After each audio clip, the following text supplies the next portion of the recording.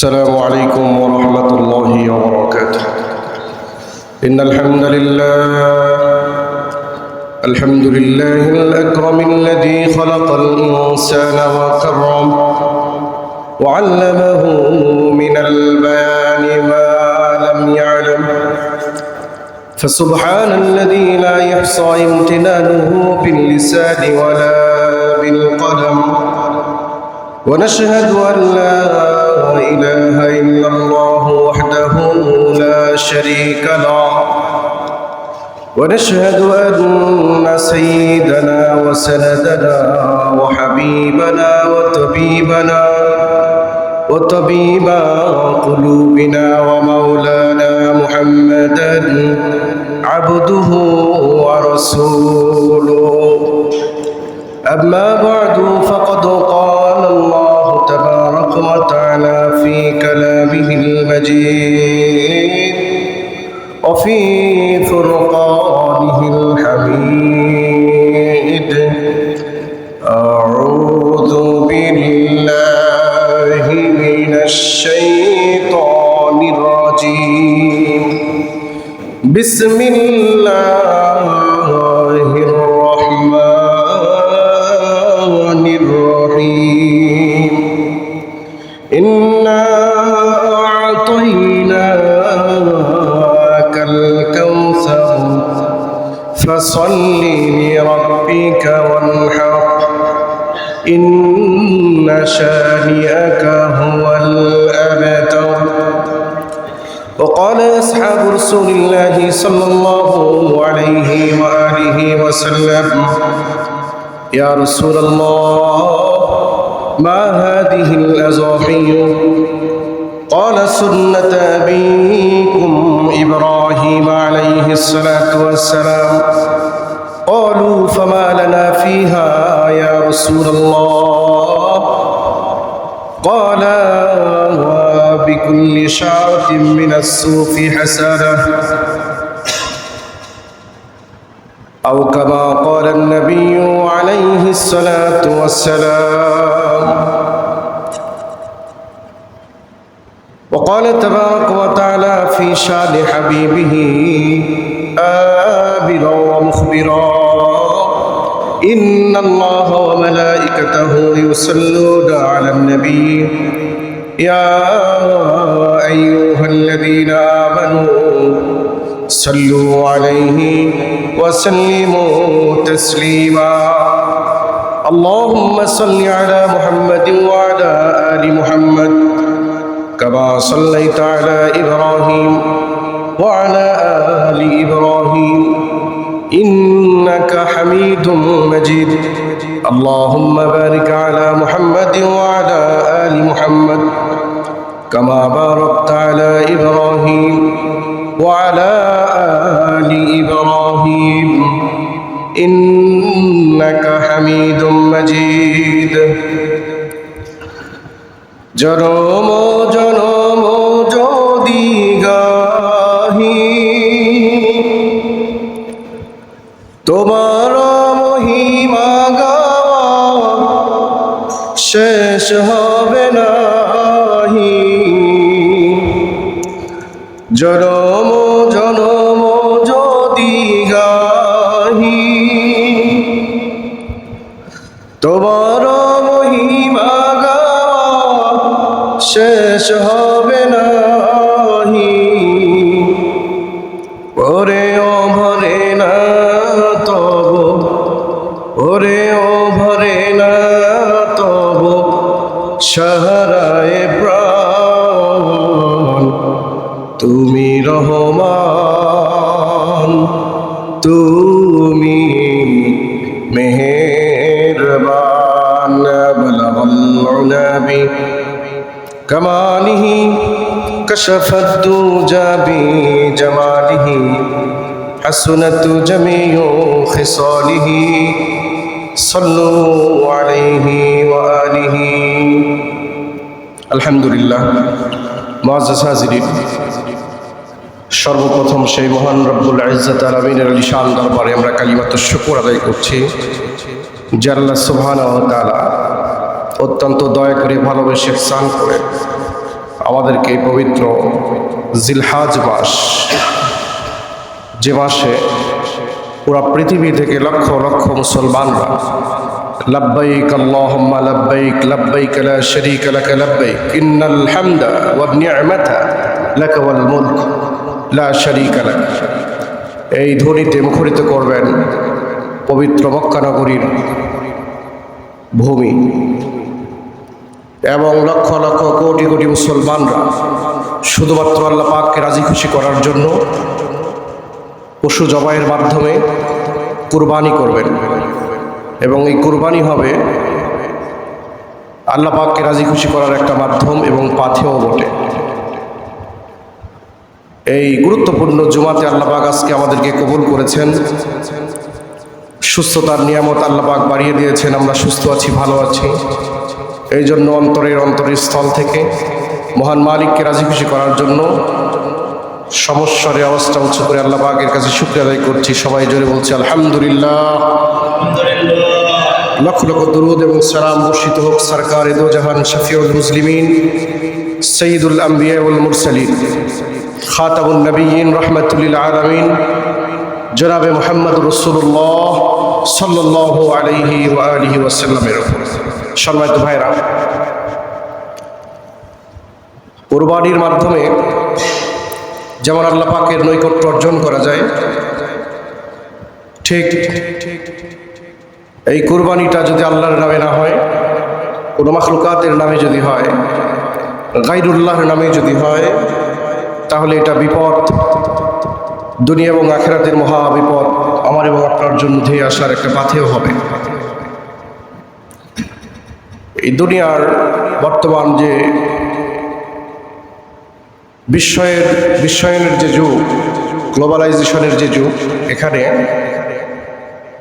প্রত্যেকটা বিষয়টা যদি গবেষণা অ্যানালাইসিস আর থিসিস করা হয়, তাহলে এটা আমাদের চোখের সামনে দিবালোকের মতন স্পষ্ট ফুটে ওঠে যে আল্লাহ পাক কোন জিনিসের মধ্যে কতটুকু নিয়ামত দিয়েছেন এবং কোনটার মধ্যে কি বরকত দিয়েছেন এবং কোনটার ফজিলতটা। মুসলমানদের জন্য, পুরো পৃথিবীতে যত মুসলমান আছে তাদের জন্য আল্লাহ পাক যেগুলো হালাল খাবার দিয়েছেন, শুধু তাই নয়, পৃথিবীতে মানুষের জন্য আল্লাহ পাক অসংখ্য অগণিত হালাল মাখলুকাতকে আল্লাহ পাক বৈধ করে দিয়েছেন, যেগুলোকে আল্লাহর নামে বিসমিল্লাহি আল্লাহু আকবার বলে জবাই করার মাধ্যমে, রক্ত বের করার মাধ্যমে সরাসরি খেলে তার মধ্যে স্বাদ এবং মজা এবং পুষ্টি কতটুকু হয় এটা বিজ্ঞান, মেডিকেল সায়েন্স অ্যানালাইসিস করে বলে দিয়েছেন। পক্ষান্তরে যদি ওই হালাল প্রাণী আল্লাহ পাক যে বিধান দিয়েছেন জবাইয়ের, এই জবাইয়ের বিপরীত মেরে ফেলে রক্ত প্রবাহিত না করে যদি তাকে খাওয়া হয়, তাহলে ওই গোস্তই মানুষের হিউম্যান বডির জন্য ক্ষতির কারণ হয়ে যায় এবং বড় বড় রোগ হতে পারে। এটা মেডিকেল সায়েন্স অ্যানালাইসিস করে বলে দিয়েছেন। আল্লাহ পাক এবং আল্লাহ পাক তার হাবিবের উপর 1400 বছর আগে এই বিধানটা দিয়েছেন যে যখন আপনার সামনে, অর্থাৎ আপনি কোনো হালাল প্রাণীকে জবাই করবেন, তখন বিসমিল্লাহি তাআলা আল্লাহর নামে জবাই করেন। জোরে বলেন সুবহানাল্লাহ।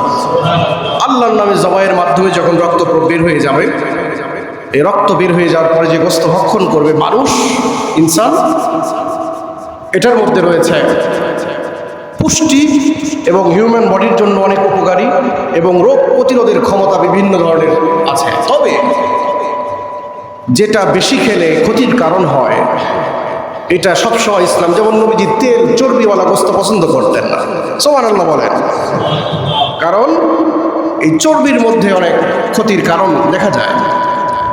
এই যে বিশ্বনবী সাল্লাল্লাহু আলাইহি ওয়াসাল্লাম কাঁধের গোস্ত খেতে পছন্দ করতেন, রানের গোস্ত খেতে পছন্দ করতেন, যেগুলো যে চর্বির সংখ্যা খুব কম। আজকে আমরা প্রযুক্তির মাধ্যমে,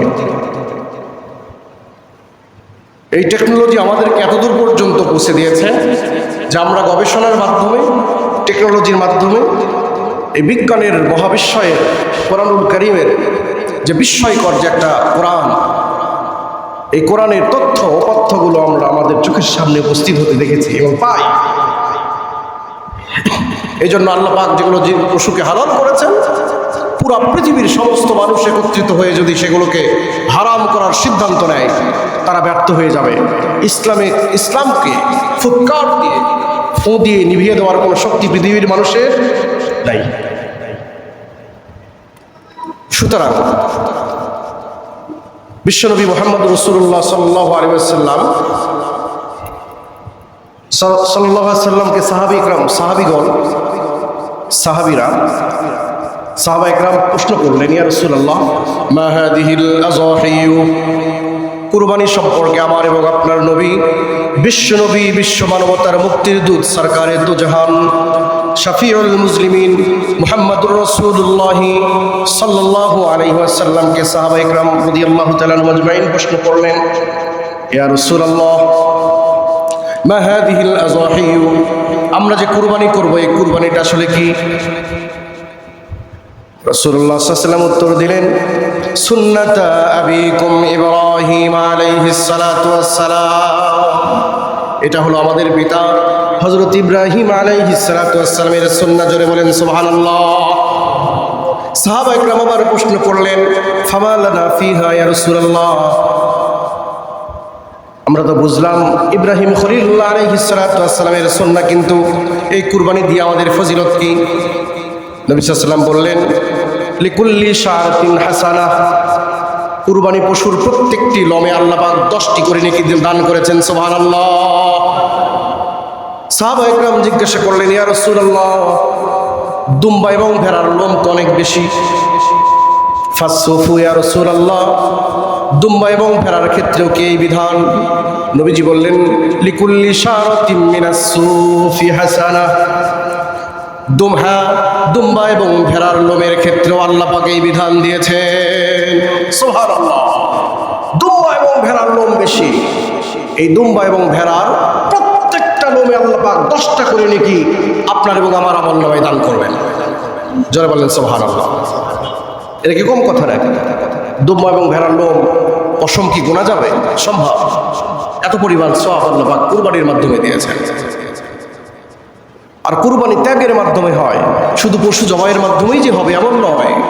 কারণ ইতিপূর্বে আমরা যে সমস্ত কুরবানি দেখেছি, এই কুরবানিগুলো আল্লাহ তাবারক ওয়া তাআলা প্রত্যেকটা নবীর থেকে পৃথিবীতে যত পথ প্রদর্শক আম্বিয়া কেরাম এসেছিলেন, মানুষকে হেদায়েতের রাস্তা দেখানোর জন্য পৃথিবীতে যারা এসেছিলেন, প্রত্যেকটা পয়গম্বর থেকে আল্লাহ পাক পরীক্ষা নিয়েছেন। এত বড় পরীক্ষা, পৃথিবীর কোনো মানুষ যদি পতিত হয় তাহলে ধ্বংস হয়ে যাবে সে, কিন্তু নবীরা সবর করেছেন। আপনারা জানেন, গত জুমায় আলোচনা করেছিলাম কুরবানির তাৎপর্যের মধ্যে সবচেয়ে বড় যে তাৎপর্য ছিল সেটা হলো তাকওয়ার তাৎপর্য।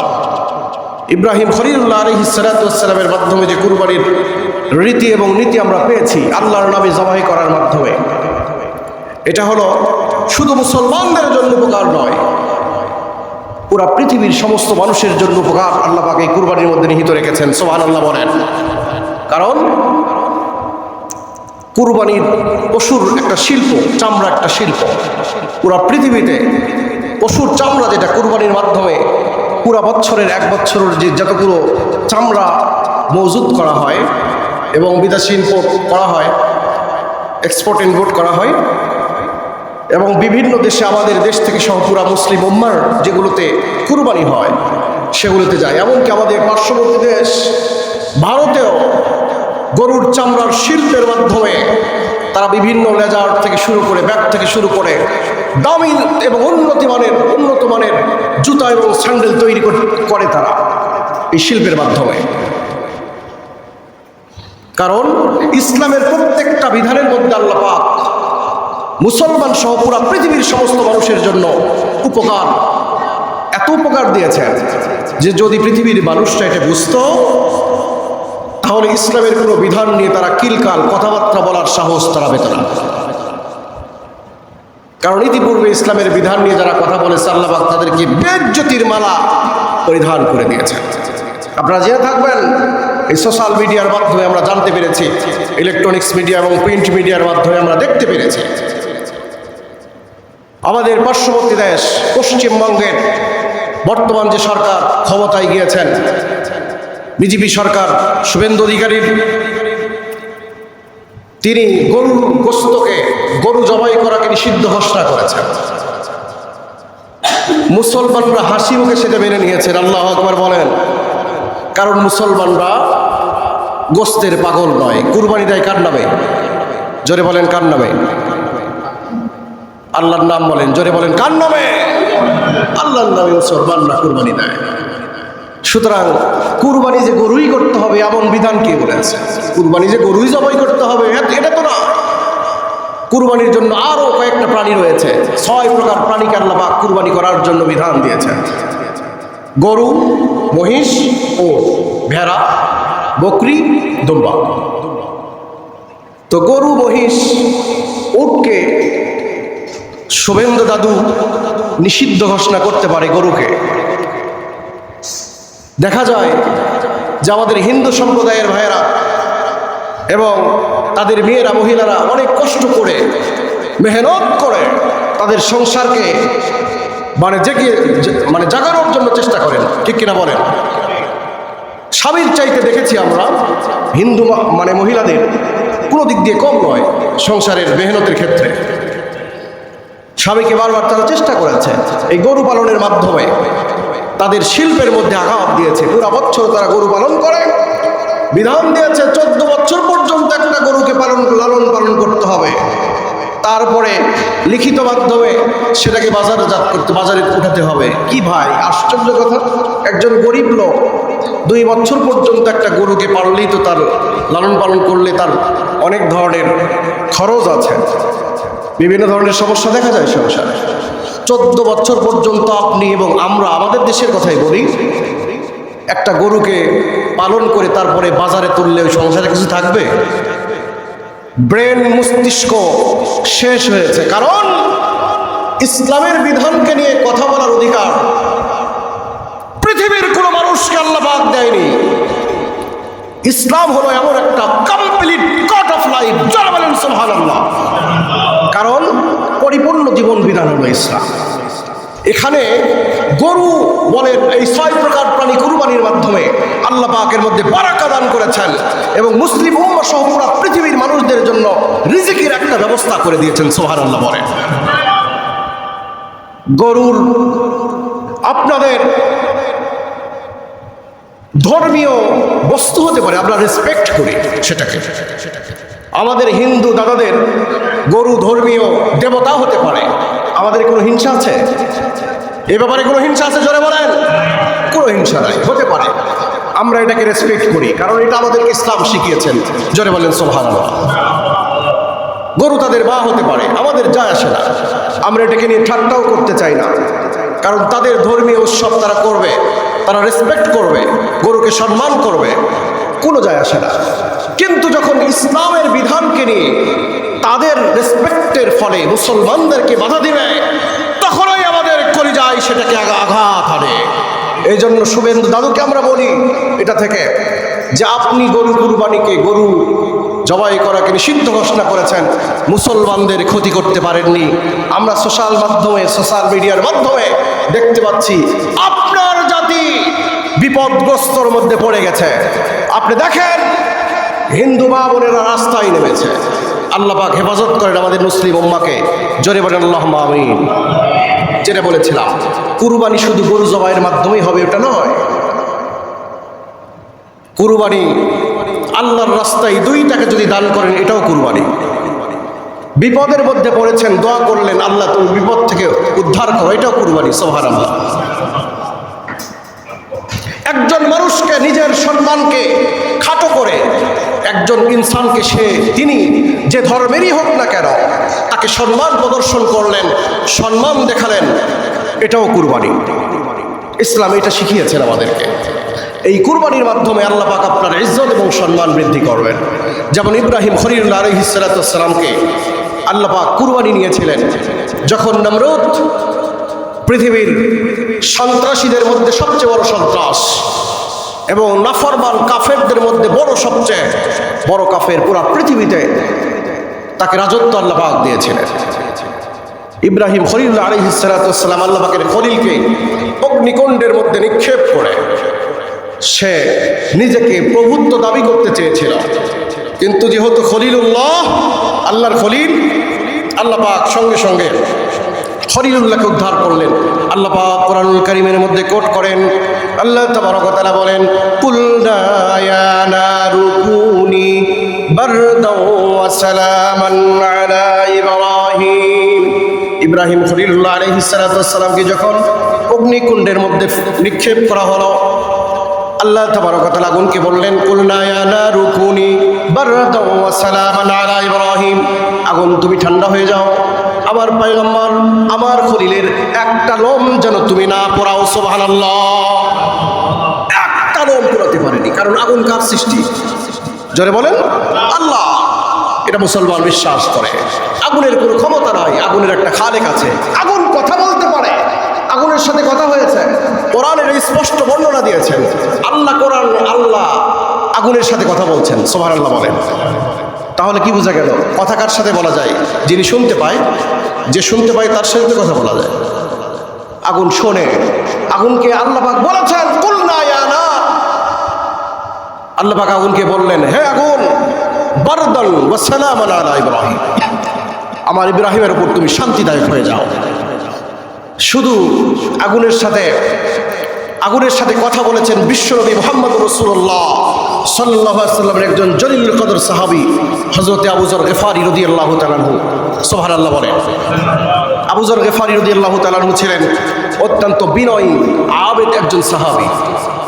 তিনি নবী সাল্লাল্লাহু আলাইহি ওয়াসাল্লামের কাছ থেকে অনুমতি নিয়েছিলেন, ইয়া রাসূলুল্লাহ, আমার দিল চায় একটু নীরবতা, নির্জন স্থানে গিয়ে ইবাদত করি। নবীজি বললেন, ঠিক আছে, তুমি যাও। এটা অবশ্য বৈরাগ্য নয়, আর ইসলাম বৈরাগ্যবাদকে বিশ্বাস করে না। মানে সংসার ত্যাগ করে সব কিছু ছেড়ে দিয়ে নিজেকে বিবাহ শাদীর অধীনে রেখে, মানে আড়ালে রেখে, সন্তান সন্ততিকে খরচ এবং আপ্যায়ন না করে, দেখাশোনা না করে আপনি দেউলিয়া হয়ে যাবেন, একটা পাহাড়ের প্রদেশে গিয়ে নির্জন স্থানে গিয়ে ইবাদত করবেন, এটা ইসলামে বরদাস্ত করে না, এটা ইসলামের আইন। তিনি অনুমতি চেলেন, গেলেন। এক পর্যায়ে তিনি ইবাদতরত অবস্থায় ছিলেন। কিতাবে আছে তিনি হঠাৎ করে দেখতে পেলেন হযরত আবু যর গিফারী রাদিয়াল্লাহু তাআলা আনহু মদিনার দিকে আগুনের একটা স্ফুলিঙ্গ ধেয়ে আসছে।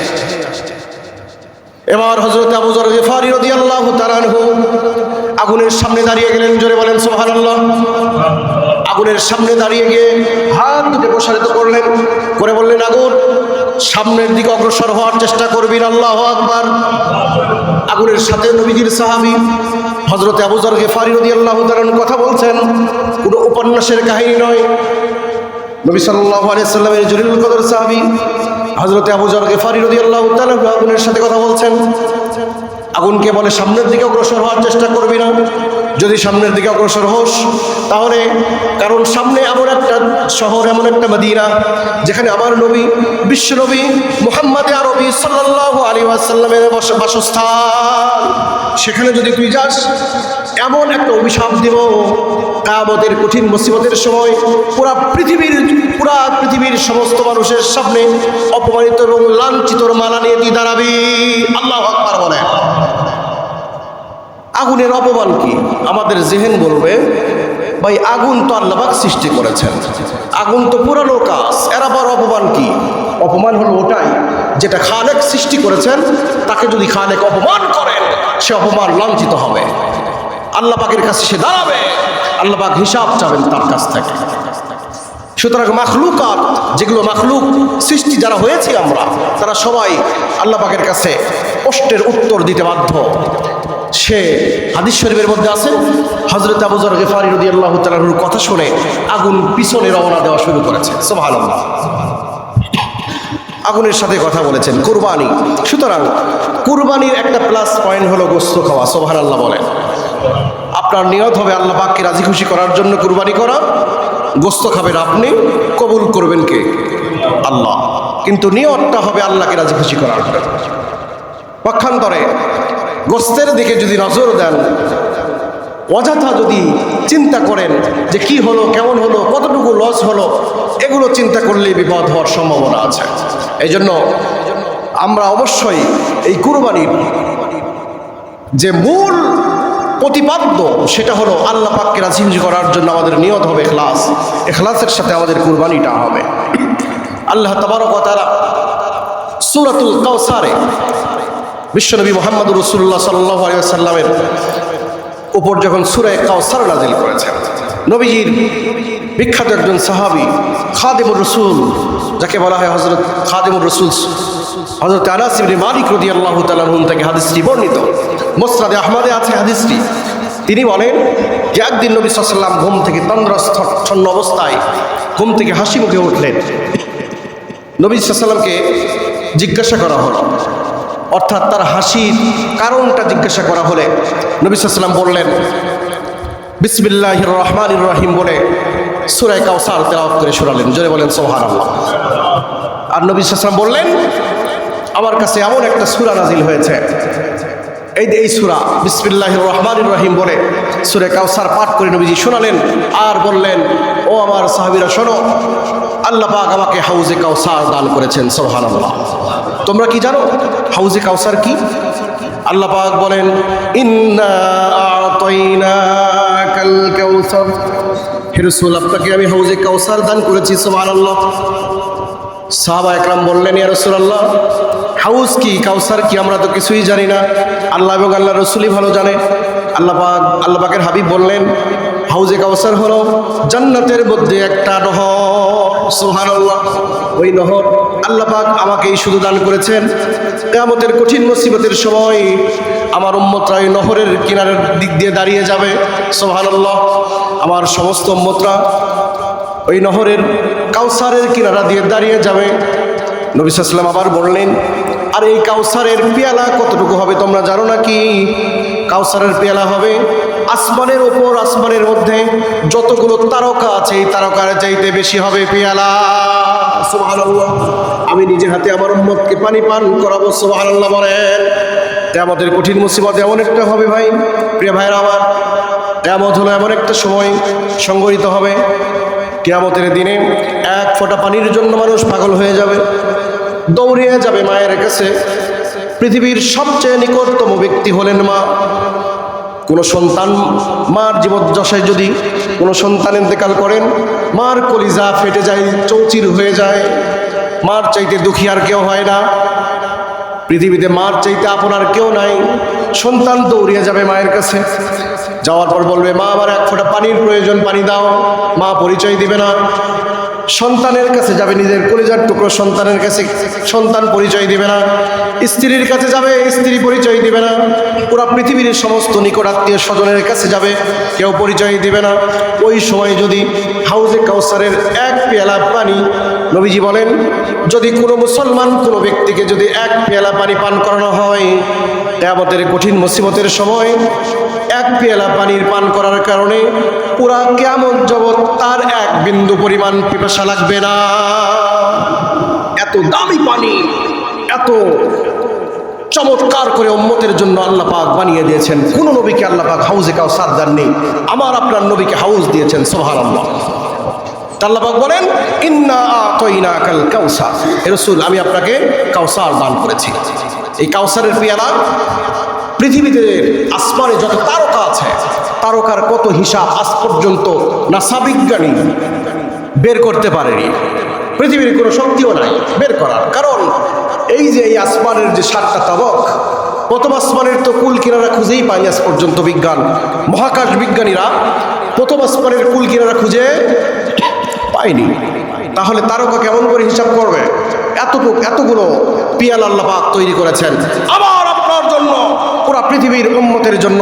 মুহাম্মদুর রাসূলুল্লাহ সাল্লাল্লাহু আলাইহি ওয়াসাল্লামের উম্মতের জন্য আল্লাহ পাক এই কাউসারের পেয়ালা দিয়েছেন। নবীজি নিজে হাতে এই উম্মতকে পান করাবেন। সুবহানাল্লাহ।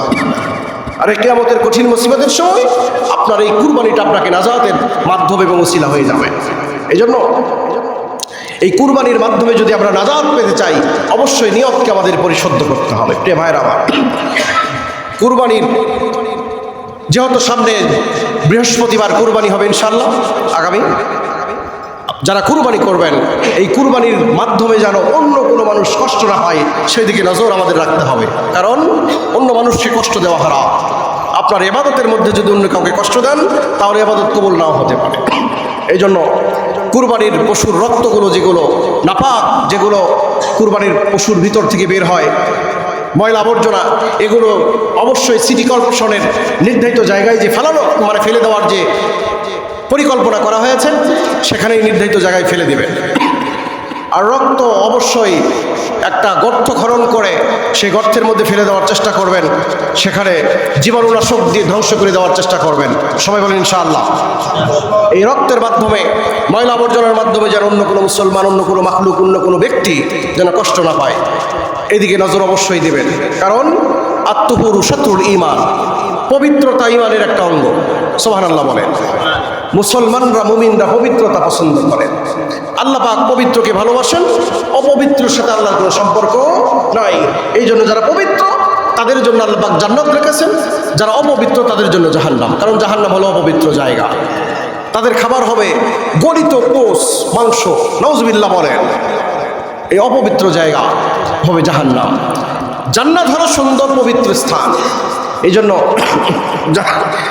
যারা মুসলমান, আমরা যারা কুরবানি করব অবশ্যই এটা নজর দিব। দ্বিতীয় নম্বর কথা হলো কুরবানির পশুর চামড়া, এটার অধিকার যিনি কুরবানি দিবেন তার কোনো অধিকার নেই। ইসলাম তাকে কোনো অধিকার দেয়নি, একটা অধিকার তাকে দিয়েছে, সেটা হলো প্রক্রিয়াজাত করে, দাবাগত করে, আরবিতে দাবাগত বলা হয়, দাবাগত করে, প্রক্রিয়াজাত করে কুরবানি দাতা যদি কুরবানির পশুর চামড়া ব্যবহার করতে চান, মস্ক বানালেন বা জুতা স্যান্ডেল যদি উনি বানাতে পারেন, প্রক্রিয়াজাত করে কুরবানির চামড়া প্রক্রিয়াজাত করার পদ্ধতি যদি কেউ না জানে তাহলে তার ক্ষেত্রে জায়েজ হবে না। এই জন্য কুরবানির চামড়া এটা যারা কুরবানি দিবেন তাদের কোনো হক নেই, এটা সম্পূর্ণ গরিব মিসকিনের হক। এদিকে নজর করবেন, দান করে দিবেন। এমনকি খুব কঠোরতার সাথে বলা হয়েছে যে এই টাকা নিজের টাকার সাথে একত্রিত করে মিশানো, এটাও জায়েজ নেই। দিয়ে দেওয়া, একবারে সরাসরি দান করে দেওয়া, এটা করে দেবেন ইনশাল্লাহ। আর সবচেয়ে বড় যে কনফিউশনের মধ্যে আমাদের জাতি বর্তমান নিমজ্জিত আছে, 3 ভাগ করলেও হবে, না করলেও হবে, এই যে একটা অনুভূতি 3 ভাগ করলেও হবে, না করলেও হবে, ছোট করে দেখার কোনো সুযোগ নাই এখানে। কুরবানির মাধ্যমে ভ্রাতৃত্ববোধ সৃষ্টি হবে। যারা কুরবানি করেননি তাদের ঘরে আপনার বাড়ি থেকে গোশত যাবে, এটা হলো ভ্রাতৃত্ববোধ। আপনি যদি 3 ভাগ না করেন, যারা গরিব অসহায় তারা কোথায়, সেদিন কি খাবে তারা? অবশ্যই এদিক নজর দেবেন। আপনি মনে রাখবেন, বেঁচে থাকলে আল্লাহ পাক আপনার নসিবে টনকে টন গোশত আপনার নসিবে রেখে দিয়েছেন, কোনো সন্দেহ নাই। আর আপনি যদি চলে যান, 1 টুকরো গোশত আপনার নসিবে নাই। এই জন্য দোয়া করি আমরা সবাই যে আল্লাহ পাক আমাদের কুরবানিটা প্রত্যেকজনকে সাথে নিয়ে অবশ্যই কুরবানি করবো। আর একটা জিনিস সবচেয়ে বড়, আপনি বড় ভাই বা ছোট ভাই কুরবানি করলেন, নিজের ব্লাড কানেকশন আপনার কলিজার ভাই বোন কুরবানি করেনি, আপনি ফুটানি দেখালেন, বড় ফ্রিজ কিনলেন, সারা বছর খাওয়ার জন্য আপনি সংরক্ষণ করলেন, আপনার নিজের বোন কুরবানি করলো না, তার বাড়িতে একটা গোশত দিলেন না, আপনার কুরবানি কতটুকু হলো বিবেকের সাথে প্রশ্ন করবেন আপনি। আপনার ভাইয়ের বাড়িতে আপনি গোশত দিলেন না, কে হিংসা করতে বলেছে? আপনার নিজের ভাই, একই প্লেটে আপনি খাবার খেয়েছেন, একই ভাইয়ের উদরে আপনি ছিলেন, একই ভাইয়ের দুগ্ধ পান করেছেন। এই জন্য নজর করবেন এগুলো। নিজের ভাই যদি কুরবানি না করেন, আপনি যদি বড় ভাই হন, আপনার ভাই যেন অন্য মানুষের কাছ থেকে গোশত না নিয়ে আসে, এটা আপনার প্রেস্টিজ। নজর দিবেন এদিকে। আপনার বোনের বাড়িতে দিয়ে আসবেন, বোনকে উপহার দিবেন, হাদিয়া দিবেন। মা বাবা যাদের আছে তাদেরকে অবশ্যই নজর এদিকে দৃষ্টিপাত করবেন ইনশাআল্লাহ। গত জুমায় আমরা বলেছিলাম কুরবানির আনুষঙ্গিক মাসআলা যদি কেউ বুঝতে না পারেন আমাদের সাথে যোগাযোগ করবেন ইনশাআল্লাহ। আমরা আপনাদেরকে প্র্যাকটিক্যালি এবং বুঝে কোরআন এবং হাদিসের মাধ্যমে দলিল ভিত্তিক আপনাদেরকে বোঝানোর চেষ্টা করবো ইনশাআল্লাহ। যদি কোনো ভাই জানতে চান আমাদের সাথে যোগাযোগ করবেন। আল্লাহ তাবারক ওয়া তাআলা আমাদের কুরবানিটা আল্লাহ পাককে রাজি খুশি করার জন্য যেন হয়, এই দিকে আমরা নজর দিব অবশ্যই। আর একটা জিনিস, সমাজের অসঙ্গতি বেড়ে গিয়েছে প্রিয় ভাইয়েরা। আমাদের সমাজের কিছু বিকৃতি মস্তিষ্কের লোক দেখা দিয়েছে, আমাদের দেশে বিকৃতি মস্তিষ্কের কিছু লোক দেখা দিয়েছে। আল্লাহ পাক হেফাজত করুক, জোরে বলুন আল্লাহুম্মা আমিন। সবাই সবার জায়গা থেকে সচেতন হন। বিকৃতি মস্তিষ্কের যারা আছেন তারা ভালো হয়ে যান। প্রত্যেকটা ঘরের আমিষা, মানে কথা বলতে আমাদের লজ্জা লাগে। আমরা দোয়া করছি তার এই রামিসা মাসুম বাচ্চাকে যে নির্মমভাবে নিষ্ঠুরভাবে জাহিলিয়াতের যুগের মতন কর্মকাণ্ডের মাধ্যমে তাকে হত্যা করা হয়েছে, এই পিশাচকে অচিরেই কঠিন শাস্তি দেওয়া হোক আমরা দাবি করছি। এবং আমরা দোয়া করছি আমাদের প্রত্যেকজন কন্যা সন্তানকে আল্লাহ পাক নিরাপদের জিন্দেগি দান করেন, আল্লাহুম্মা আমিন। এবং যারা হজ ব্রত পালন করার জন্য গিয়েছেন, আল্লাহ পাক সবার হজগুলো কবুল করেন। আসসালামু আলাইকুম।